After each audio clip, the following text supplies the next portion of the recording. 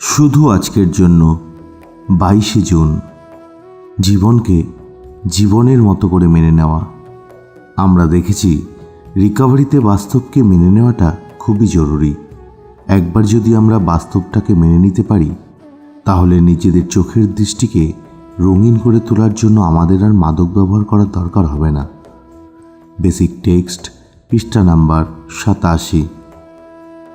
জীবনের পরিপূর্ণ শক্তির সম্মুখীন হওয়া থেকে ড্রাগস আমাদেরকে আড়াল করে রাখত।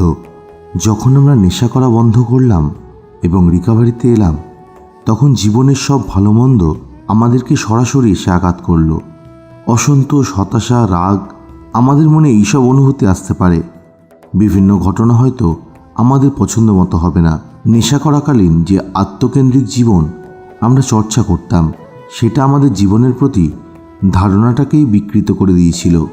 আমাদের প্রত্যাশাগুলিকে ত্যাগ করে জীবনকে জীবনের মতো করে মেনে নেওয়াটা বেশ কঠিন।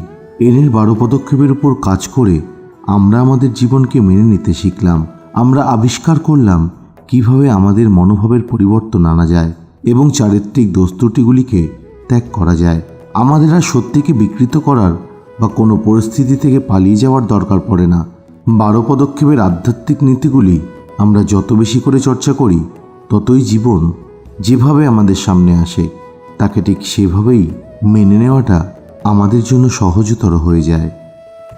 শুধু আজকের জন্য 12 পদক্ষেপের চর্চা করার মাধ্যমে আমি নিজেকে মেনে নেবার অভ্যাস করব।